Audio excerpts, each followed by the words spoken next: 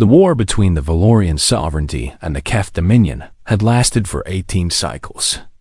Millions had died on both sides. Planets had burned. And still, neither side could claim victory. Queen Sarah stood at the tall windows of her throne room and watched the stars. Her daughter was out there somewhere, traveling through dangerous space on a diplomatic mission. The queen had not wanted Litha to go, but the princess was young and full of hope. She believed she could help end the war through words instead of weapons. That hope died 3 hours later. The message came through the royal communication system with the highest priority code. Queen Sarah read it once. Then she read it again. The words did not change. The royal transport carrying Princess Litha had been destroyed. Keth warships had ambushed the vessel near the border world called Nexus 4. There were no survivors. The wreckage was scattered across thousands of kilometers of empty space. The queen did not cry. She did not scream. She simply stood there as something inside her turned to ice. Her only child. Her heir. The last piece of her heart that still felt anything soft gone. Her advisors rushed into the throne room with words of comfort and promises of revenge.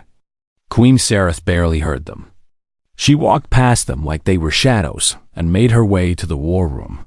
Within the hour, she ordered a full mobilization of every Valorian fleet. The Keth had taken everything from her. She would take everything from them. Far away from the grief of queens and the politics of empires. A small ship moved through the debris field above Nexus 4. The ship was called the Wandering Star, and it was not pretty. Its hull was covered in patches and repairs from years of hard work. The engines made sounds they probably should not make. But it flew, and that was enough for its captain. Daniel Carter sat in the pilot's seat and guided the ship through the floating wreckage. He was a salvage operator, which was a polite way of saying he picked through the remains of dead ships and sold whatever he could find. It was not glamorous work, but it paid the bills and kept him flying. Behind him, his engineer Megan Cole worked at her console. She was tracking the larger pieces of debris and marking anything that might be worth money. "This is a big one," she said. "Whatever happened here, it happened fast. I am reading military-grade hull fragments. Someone important died today."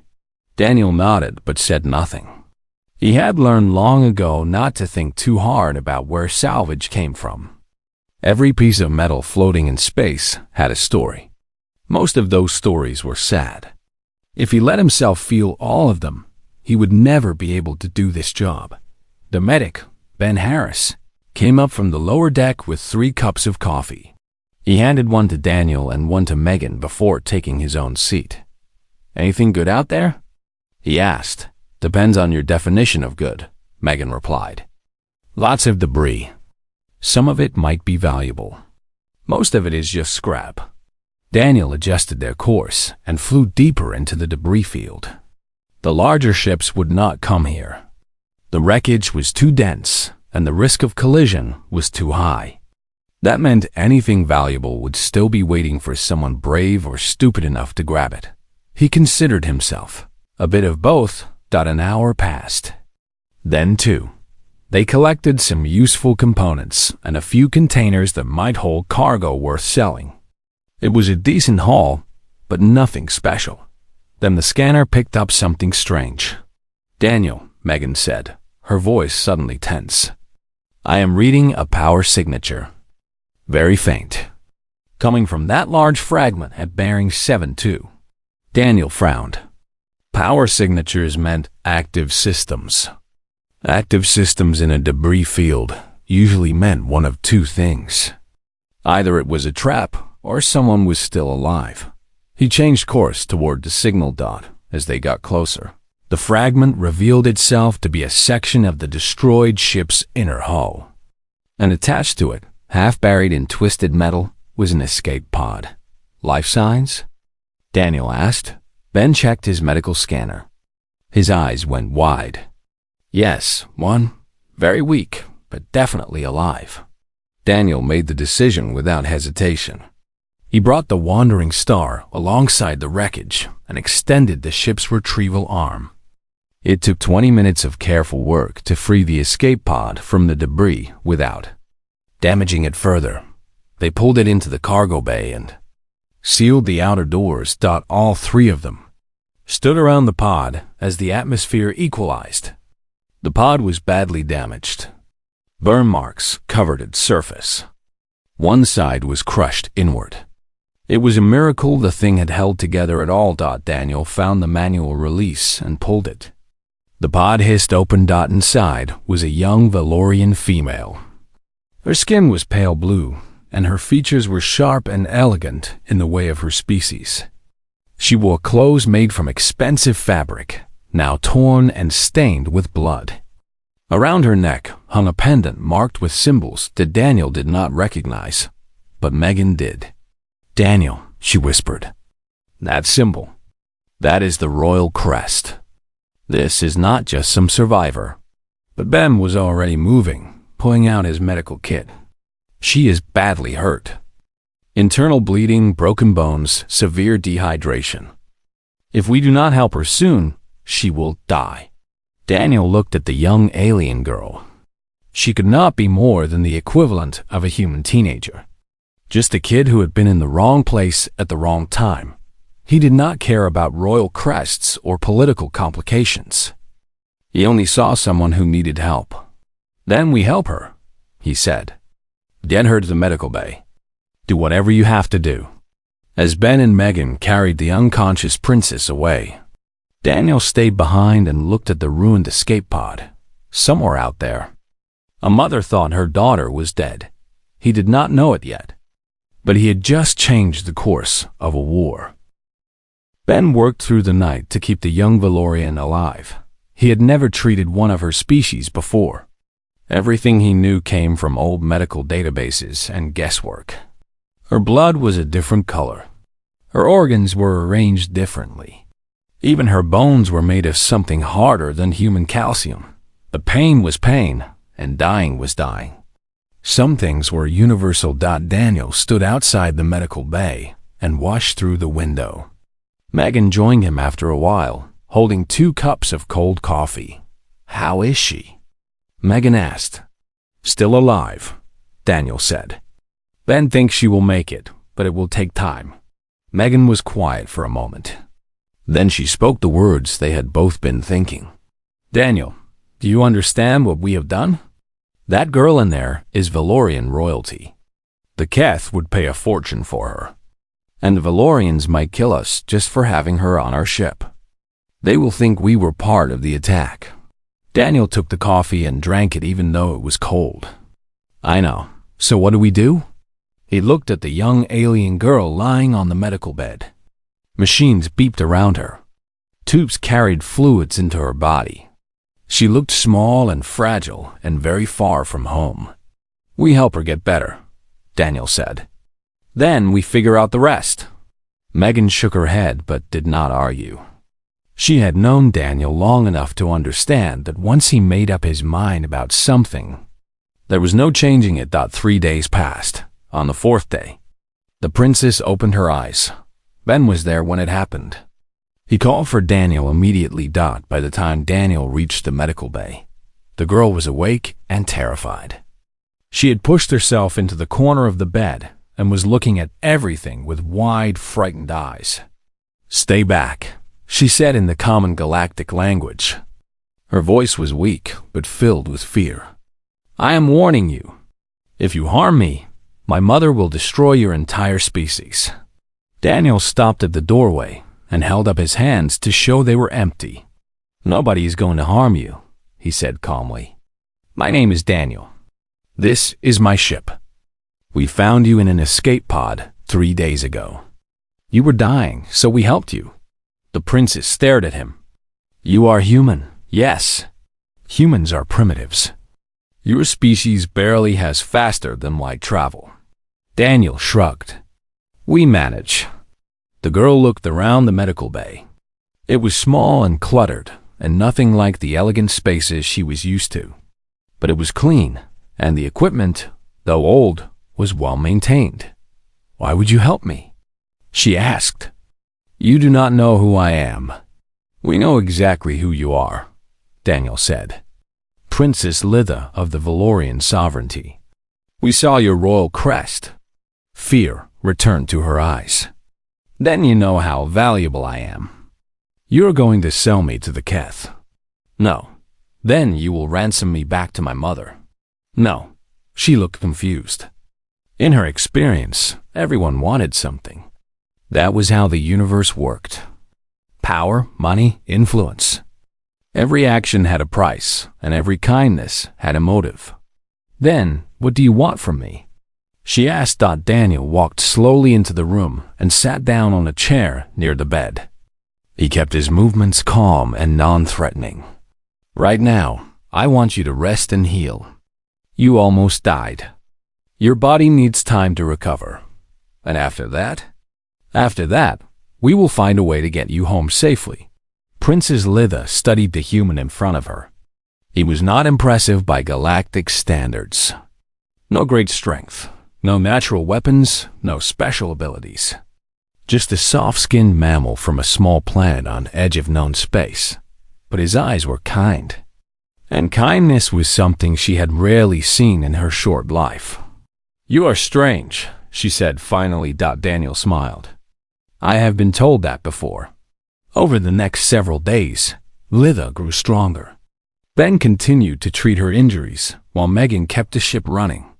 Daniel checked on her regularly, bringing food and water and making small conversation. At first, Litha said little. She had been raised to believe that humans were beneath her. They were useful only as laborers and soldiers, not worthy of real interaction. But these humans treated her with genuine care. They asked nothing in return.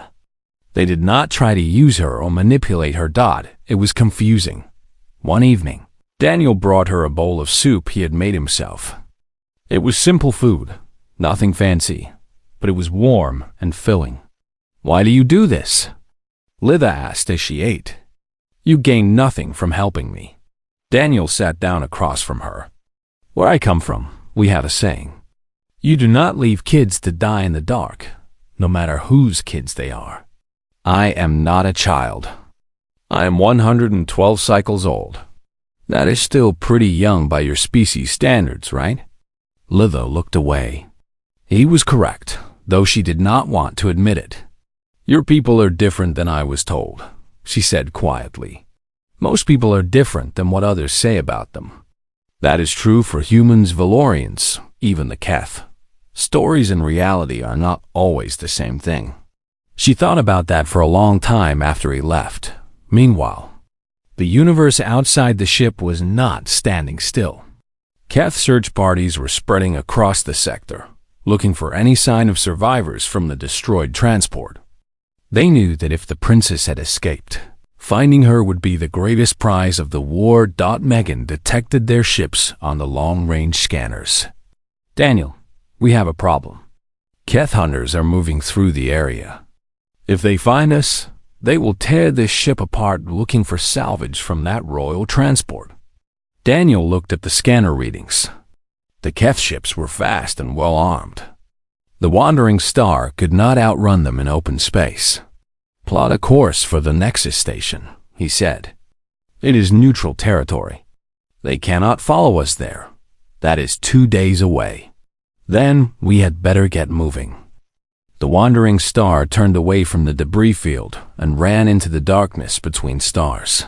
Behind them, the hunters began to follow. The wandering star pushed its engines as hard as they could go. Behind them, 3 Keth hunter ships closed the distance slowly but steadily. Daniel had not slept in 30 hours.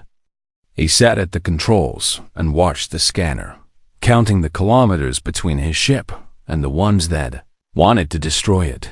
Litha came to the bridge despite Ben telling her to rest. She stood behind Daniel and looked at the same scanner he was watching. "They will catch us before we reach the station," she said. "Maybe," Daniel replied. "Maybe not. Your ship is old and slow. Their ships are military grade. The mathematics are simple. Daniel glanced back at her with a tired smile. Mathematics never account for human stubbornness. The chase continued for hours. Megan worked the engines beyond their safe limits, pushing more power through systems that were never designed for this kind of stress. Ben prepared the medical bay for injuries he hoped would not come. And slowly, kilometer by kilometer, the Keth ships gained on them. They were still 6 hours from the Nexus station when the first shots were fired. The wandering star shook as energy weapons struck its rear shields. Alarms screamed throughout the ship. Smoke began to fill the corridors from an overloaded power coupling. "Shields at 40%, Megan shouted from her station. "We cannot take many more hits like that." Daniel looked at the navigation charts on his screen. There was an asteroid field ahead, a dense cluster of rocks that larger ships avoided because of the collision danger. The Keth ships were larger. "Hold on to something," Daniel said. Then he turned the ship directly toward the asteroids. Litha grabbed the back of his chair as the wandering star dove into the field. Rocks the size of houses tumbled past them on all sides. Daniel's hands moved across the controls with speed and precision, dodging left, then right, then up, then down. The Keth ships followed them in. The first one made it 30 seconds before it clipped an asteroid and lost its forward section. The explosion lit up the darkness like a small sun. The second ship was more careful. It slowed down and tried to track them from a distance. But the asteroids blocked its sensors, and the wandering star disappeared into the maze of stone. The third ship tried to go around the field to cut them off. Daniel saw this and adjusted course. He took them deeper into the asteroids, into a section where the rocks were so close together that the ship barely fit between them. "This is insane," Litha whispered. "You are going to get us killed." "Trust me," Daniel said. She did not know why, but she did. They flew for another hour through that deadly maze. Several times, rocks scraped against the hull. Once, an asteroid appeared directly in front of them, so suddenly that Daniel had to roll the ship sideways to avoid it. Megan was thrown from her chair. Ben caught her, but not before her arm hit a metal beam. The crack of breaking bone was loud in the sudden silence. "Megan." Ben helped her sit up and examined her arm. "It is broken. I need to set it." "Do it later," Megan said through clenched teeth. "Keep us flying first." Daniel looked back at them. His engineer was hurt because of a decision he had made. The guilt was heavy, but he could not let it slow him down. Not yet. They finally emerged from the asteroid field 4 hours later. The Keth ships were nowhere on their scanners. Either they had given up or they had been destroyed trying to follow. Daniel set a course for the Nexus station and then left the bridge. He found Litha sitting in the medical bay, watching Ben treat Megan's arm. The princess had a strange expression on her face. "She's hurt because of me," Litha said. "If you had not found me, none of this would have happened." "Megan knew the risks when she took this job," Daniel said. "We all did. But why? Why would you risk your lives for someone who is not even your species? Your people have no reason to care about the Valorian War." Daniel leaned against the doorframe and thought about how to answer. "When I was young," he said, "my colony was attacked by raiders. They burned our homes and killed many people. But some strangers came and saved us. They were traders from another system. They had no reason to help. They could have just flown away and let us die. But they did not. They fought for us, and because of them, I survived." He looked at Litha with eyes that had seen too much for his years. "I promised myself that day that if I ever had the chance to help someone the way those strangers helped me, I would do it. No matter who they were or where they came from." Litha was quiet for a long moment. Then she stood up and walked to where Megan was resting. "May I help?" she asked. Ben. The medic looked surprised. "Do you know medicine?" "I studied xenobiology at the Royal Academy. I may know something useful." Ben hesitated, then nodded. All right. Let us see what you can do. Liva worked beside Ben for the next hour. She was not an expert, but her knowledge helped. Together, they treated Megan's arm properly and gave her medication for the pain. When they were done, Megan looked at the princess with new eyes. Thank you, she said simply. Liva nodded. For the first time since she had woken up on this ship, she felt like she had done something that mattered. Something that was not about being a princess. The wandering star limped toward the Nexus station, battered but still flying. Inside, a young royal was beginning to understand that the universe was much bigger than the throne. She had been raised to inherit, and the humans who had saved her were becoming something she had never expected. They were becoming friends. On the Valorian throne world, Queen Sareth had become someone her people barely recognized. The gentle ruler who had once sought peace was gone. In her place stood a creature of cold fury. She had ordered the destruction of 3 Keth colonies in the weeks since her daughter's death. Millions had died. Millions more would follow. Her advisors begged her to show mercy. She did not hear them. Chancellor Veth stood in the shadows of the throne room and watched the queen with careful eyes.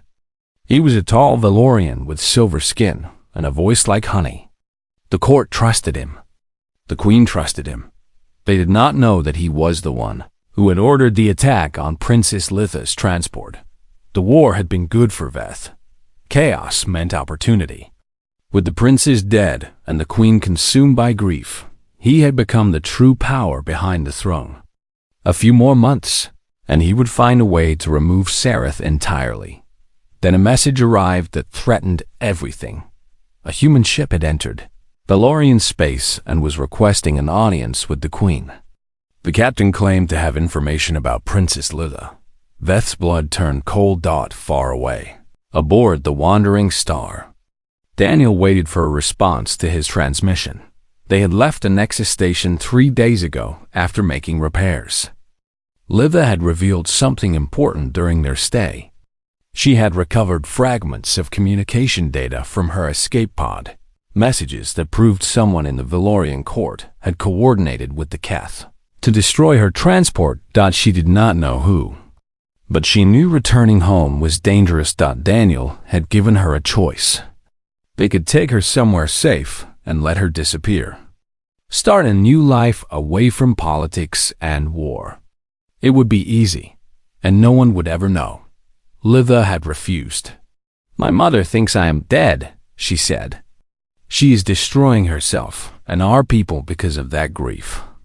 I cannot hide while she suffers. So Daniel had pointed the wandering star toward Valorian space and flown straight into the heart of a hostile empire.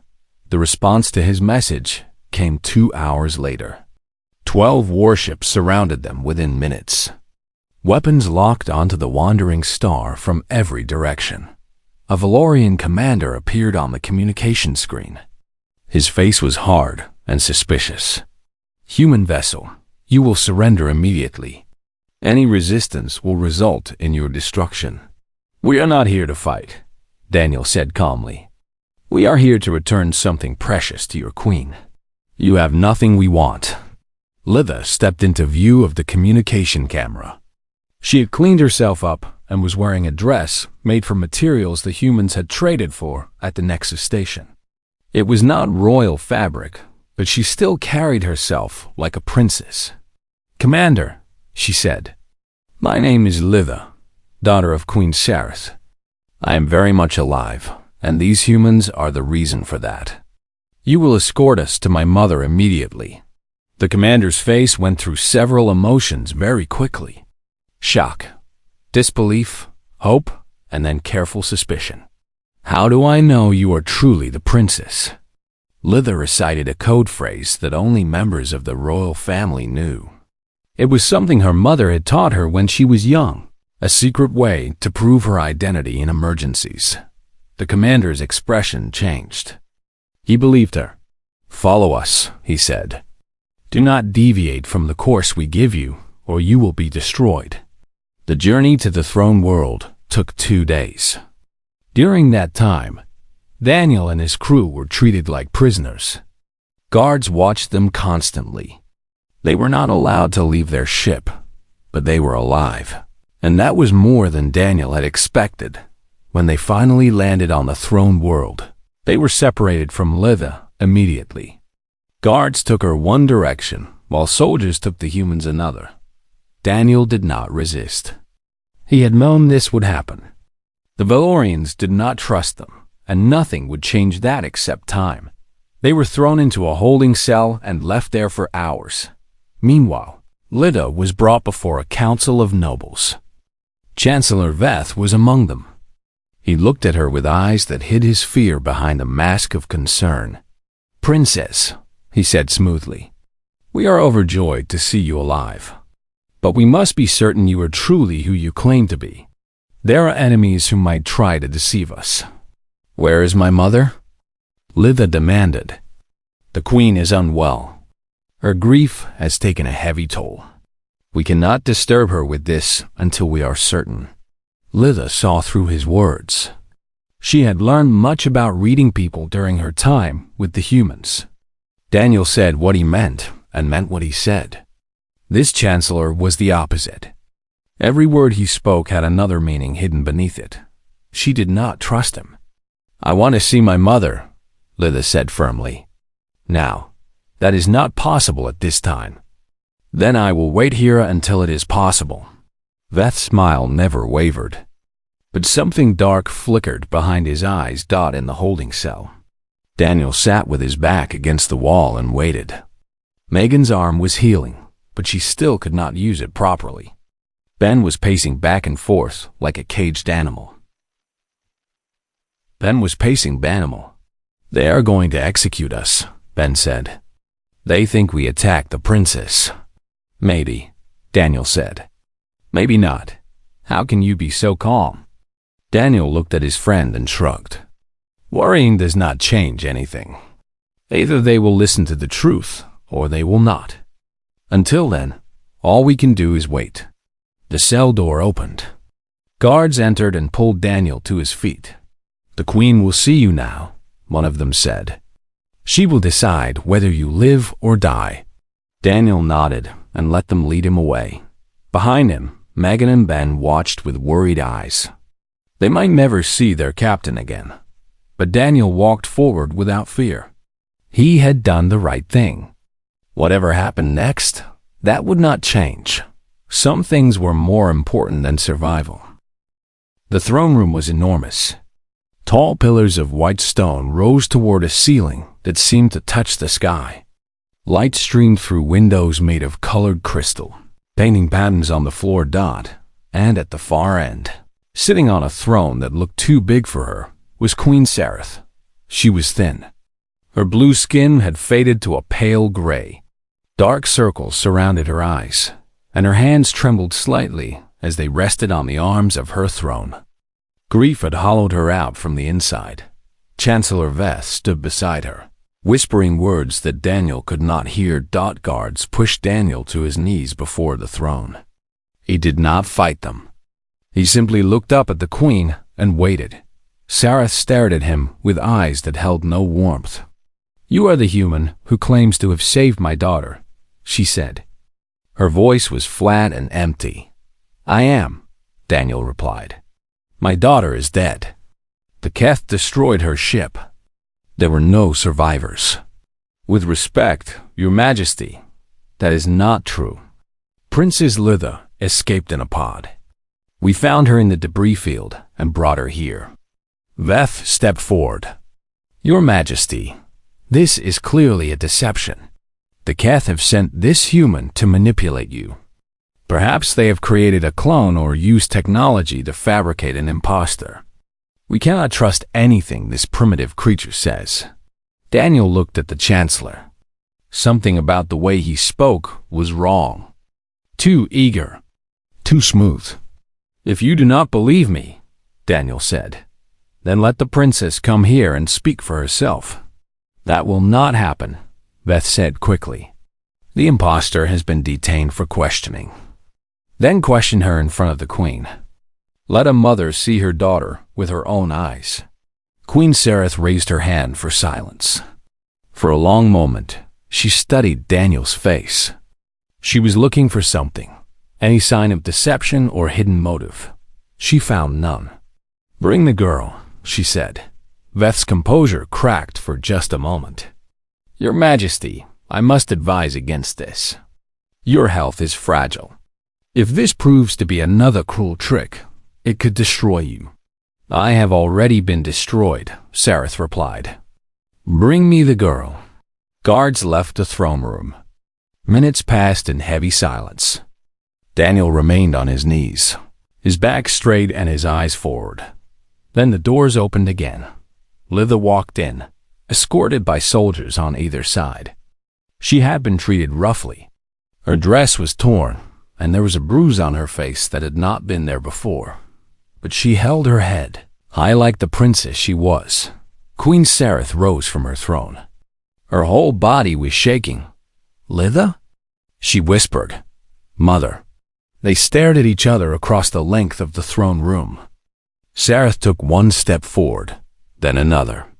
Her movements were slow and uncertain, like she was afraid this moment would shatter if she moved too quickly. Litha broke into a run. She crossed the distance between them and threw herself into her mother's arms. The queen caught her and held her so tightly that it looked like she would never let go.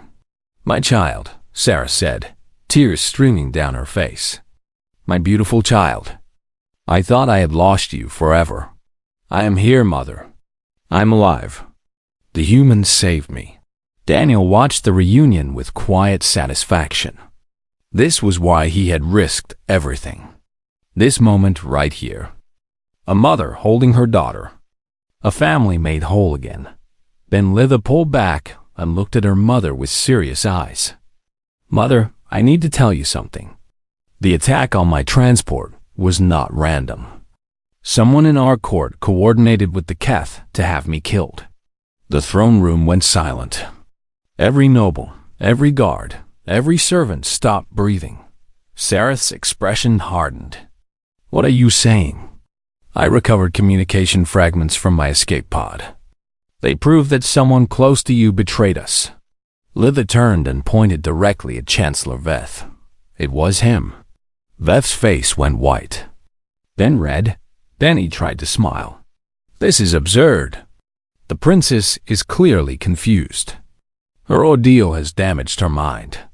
Guards, remove her from the queen's presence immediately. The guards did not move. Queen Sereth turned to face her chancellor. Her grief was transforming into something else now. Something dangerous. Veth, she said slowly, is what my daughter says true? Of course not, Your Majesty. I have served you faithfully for decades.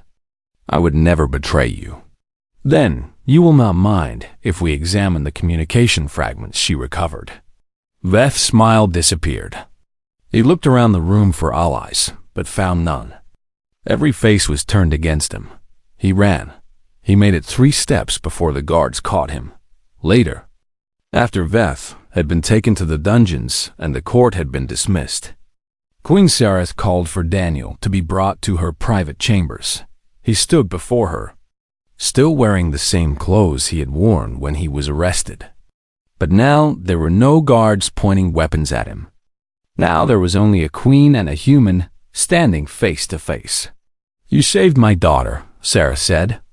You risked your life and the lives of your crew for a child who was not your own. Why? Daniel thought about the question. He had been asked it many times during this journey, by Litha, by Megan, by himself. The answer was always the same. Your Majesty, where I come from, we have a saying. The measure of a people is not how they treat their own, but how they treat those who can offer them nothing in return. Your daughter was dying. She needed help. That was enough. Sereth was quiet for a long moment. Then she did something that shocked everyone in the room. She bowed to him. Daniel Carter, she said, you have given me back something I thought was lost forever. There is no gift great enough to repay that debt. But I can offer you this. From this day forward, humans are declared protected friends of the Valorian sovereignty. Your people will be welcome in our space. Your ships will be guarded by our fleets. And anyone who harms a human will answer to me personally. Daniel bowed in return.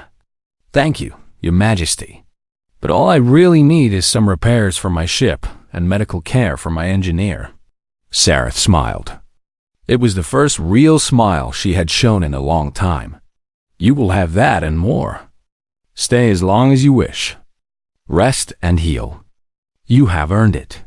3 days later, the wandering star departed from the Valorian throne world. Its hull was repaired. Its engines ran better than they had in years. And its cargo hold was filled with gifts from a grateful queen. Daniel stood at the window of the bridge and watched the planet grow smaller behind them. Megan was at her station. Her arm in a proper medical cast now. Ben was making coffee in the small kitchen. Everything was back to normal, or as normal as things ever got for them. A message arrived on the communication system. Daniel opened it. It was from Litha. The message was simple. Just 2 words. Thank you. Daniel smiled and closed the message. Then he pointed the wandering star toward the stars and flew into the unknown. There was more salvage to find, more adventures to have, more people to help. The universe was a big place, and humanity was just getting started.